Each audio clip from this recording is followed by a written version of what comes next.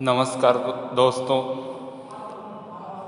आज हम कक्षा 11वीं हिंदी का 5वां पद्य पाठ पढ़ रहे हैं, मध्ययुगीन काव्य, जिसमें दो काव्य दिए हुए हैं। पहला है भक्ति महिमा, जिनके कवि हैं संत दादू दयाल जी। तो दूसरा पद्य है बाल लीला, जिनके कवि हैं संत सूरदास जी। तो पिछली बार हमने पहला काव्य भक्ति महिमा पढ़ लिया है, तो आज हम दूसरा काव्य जो है बाल लीला यह पढ़ने वाले हैं। तो कृपया करके आप सभी छात्र अपने अपने किताबें निकालें और पेज नंबर 23 और 24 देखें और ध्यान दें। तो हम बाल लीला इस काव्य को पढ़ने से पहले कवि का परिचय, उनकी प्रमुख कृतियाँ, काव्य प्रकार और काव्य परिचय देख लेते हैं। ठीक है, तो आगे देखिए। कवि परिचय। संत सूरदास जी का जन्म 1478 को दिल्ली के पास सीही नामक गांव में हुआ।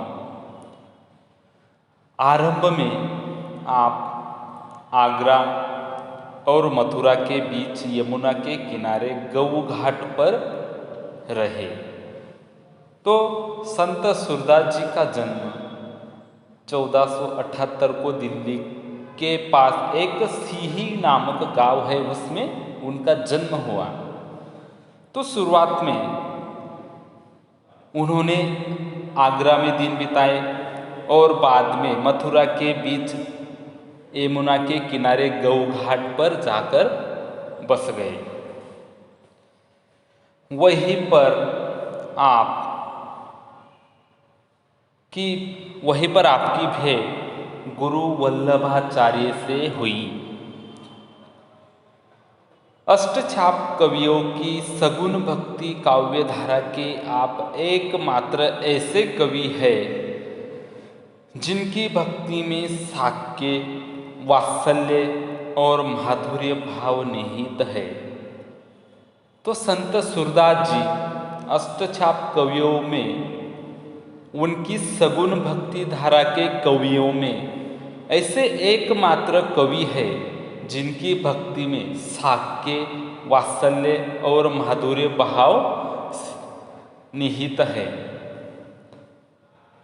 कृष्ण की बाल लीलाओं तथा वात्सल्य भाव का सजीव चित्रण आपके पदों की विशेषता रही है। तो उनके पदों की विशेषता यही है कि उन्होंने उनके पदों में कृष्ण के बाल लीलाओं का, वात्सल्य भाव का सजीव चित्रण उन्होंने किया है। संत सूरदास जी की मृत्यु 1580 में हुई। आगे देखिए प्रमुख कृतियाँ। सूरसागर, सूरसारावली तथा साहित्य लहरी आदि उनकी कृतियाँ है। काव्य प्रकार देखिए। पद काव्य की एक गेय शैली है। हिंदी साहित्य में पद शैली की दो निश्चित परंपराएं मिलती है। एक संतों के शब्द की और दूसरी परंपरा कृष्ण भक्तों की पद शैली है, जिसका आधार लोकगीतों की शैली है।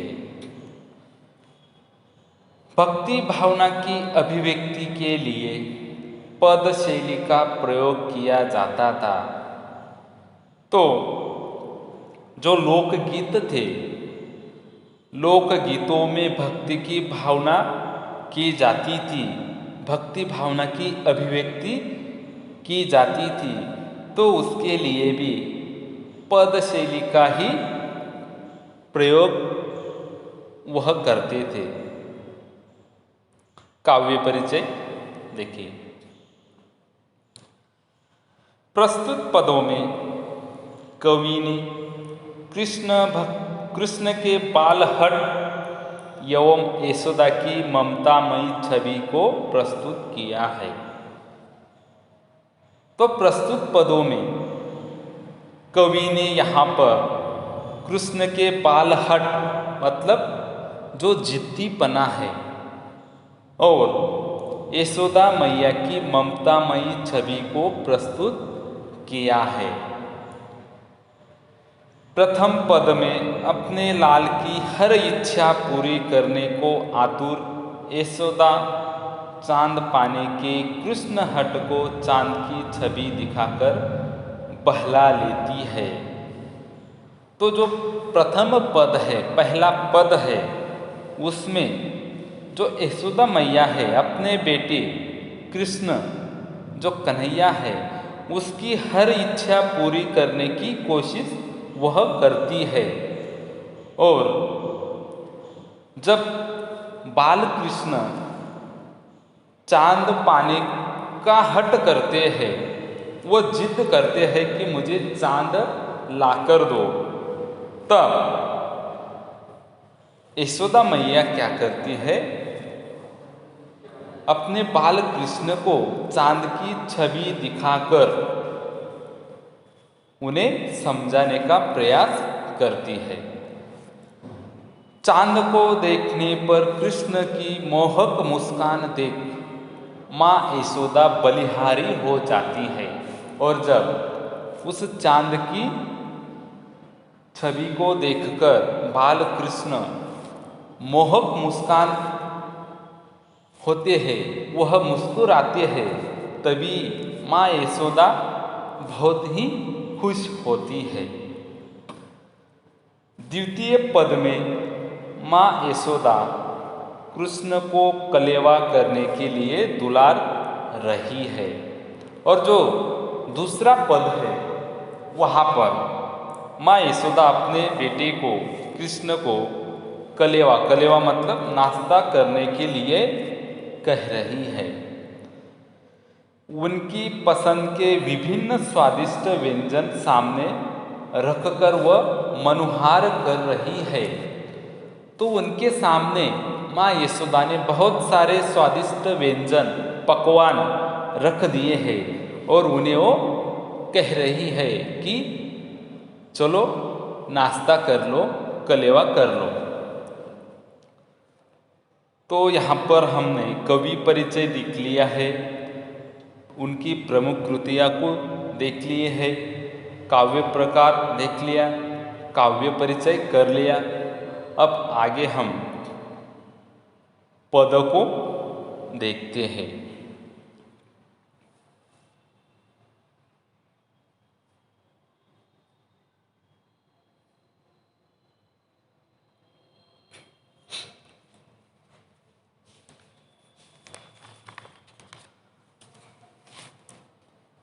तो पहले हम पहला पद पढ़ते हैं। बार बार जसुमती सुध बोधती, आऊ चंद तो ही लाल बुलावे, मधुमेवा पकवान मिठाई, आपुन खेये तो ही खवावे, हाथई पर तो ही लीने खेले, नैकू नहीं धरनी बिठावे, जल बासन कर ले जू उठावती, याही मैं तू तनधरी आवे, जलपुट आनी धरनी पर राख्यो, गही आन्यो वह चंद दिखावे, सूरदास प्रभु हासी मुस्क्यानी, बार बार दोऊ कर नावे। तो पहले पद में जसुमती मतलब यशोदा माता कहती है अपने बेटों को चुप कराने के लिए, समझाने के लिए वो बार बार कहती है कि चंदा, चंदा मतलब चांद, चंदा आ जाओ, तुम्हें मेरा लाल बुला रहा है, तुम यहाँ आ जाओ, मेरा लाल शहद, तरह तरह के मेवे, पकवान और मिठाइयाँ खुद भी खाएगा और तुम्हें भी खिलाएगा। यशोदा मैया बार बार कहती है, अपने बेटियों को समझाते हुए चांद की ओर देखकर कहती है कि आओ चंदा, तुम्हें मेरा लाल तुम्हें बुला रहा है, यहाँ पर आ जाओ, तुम्हें वो खाना खिलाना चाहते हैं, मधु मेवा पकवान मिठाई। तो उसके पास बहुत तरह तरह के पकवान है, मिठाइयाँ है, वो खुद भी खाएगा और तुम्हें भी वो खिलाना चाहता है, इसीलिए तुम उसके पास आ जाइए। हाथई पर तो ही लिन्हे खेले, नैको नहीं धरने बिठावे। तो आगे कहते हैं कवि, मेरा लाल तुम्हें हाथ पर ही लेकर खेलेगा, वह तुम्हें थोड़ी देर के लिए भी जमीन पर नहीं बिठाएगा, वह तुम्हें हाथ पर लेकर ही खेलेगा, वह कभी तुम्हें जमीन पर नहीं बिठाएगा। यशोदा पानी से भरा हुआ मतलब वह आगे कहती है, जल बासन कर ले जू उठावती, याही मैं तू तन धरी आवी, जल बासन। तो यहाँ पर यशोदा मैया कहती है, पानी से भरा हुआ बर्तन अपने हाथ में लेकर उठाते हुए कहती है, ए चंदा, तुम इसी पानी में अपना शरीर धारण करके आ जाओ, मैं तुम्हारे लिए किसी तरह से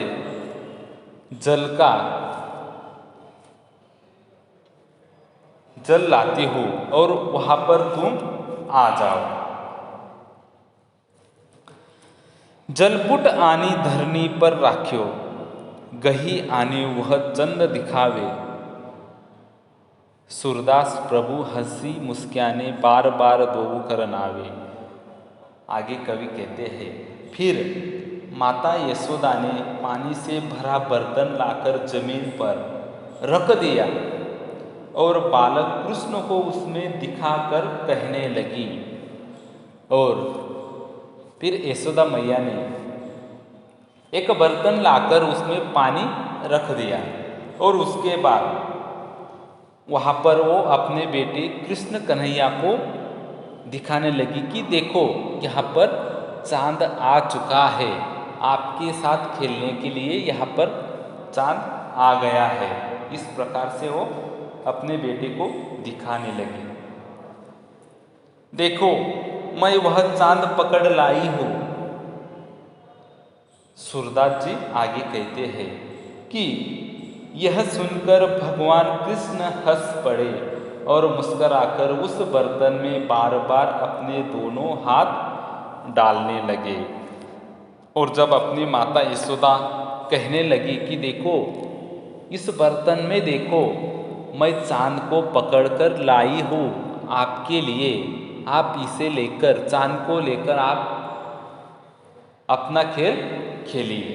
तभी यह सुनकर भगवान कृष्ण हंस पड़े और मुस्कुराकर बर्तन में बार बार अपने दोनों हाथों को डालने लगे और चांद के साथ वो खेलने लगे। आगे का पद देखिए, उठिए श्याम कलेऊ कीजिए, मनमोहन मुख निरखत जीजे, खारीक धाक खोपरा खीरा, केरा आम ऊक रस सीरा। श्रीफल, श्रीफल मधुर चिरंजी आणि सपरी चिवरा अरुण खुबानी, घेवर फेनी और सुहारी, खोवा सहित खाऊ बलिहारी। रची पिराक लड्डू दधी आनो, तुमको भावत पूरी संदानो, तब तमोल रची तुम ही खवाओ, सूरदास पनवारो पाओ।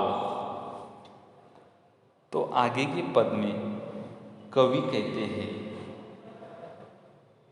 कि माता यशोदा बालक कृष्ण का मनुहार करती हुई कहती है, उसे समझाती हुई कहती है, ए कृष्ण उठो। कलेवा, कलेवा मतलब सुबह का जो जलपान होता है, जो नाश्ता होता है। ए कृष्ण उठो, कलेवा कर लो। ए मनमोहन कृष्ण, मैं तुम्हारा मुँह देखकर जी रही हूँ। हे लाल, मैं तुम्हारे जलपान के लिए छुहारा, किशमिश, गरी, खीरा, केला, आम, गन्ने का रस और सीरा ले आई हूँ। हे कृष्ण, हे मेरे लाल, उठ जाइए अब। देखिए, मैं आपके लिए, आपके सुबह के जलपान के लिए मैंने देखिए क्या क्या लाई हूँ, जिसमें है छुहारा, किशमिश, गरी, खीरा, केला, आम और गन्ने का रस, और उसके साथ साथ शीरा भी लेकर यहाँ पर आई हूँ। आप उठ जाइए। आगे देखिए, श्रीफल मधुर चिरंजी आनी, सपरी चिवरा अरुण कुबानी, घेवर फेनी और सुहारी, खोवा सहित खाऊ बलिहारी। मैं तुम्हारे लिए नारियल, नारियल का पानी और मीठी चिरंजी ले आई हूँ। साथ में अमरूद है, चिवड़ा, लाल लाल जर्दालू भी लाई हूँ। तुम्हारी पसंद की घेवर, फेनी, मिठाइयाँ और पुड़िया लाई हूँ। तुम उन्हें खोए के साथ खा लो। मैं तुम पर बलिहारी जाऊँ मेरे लाल।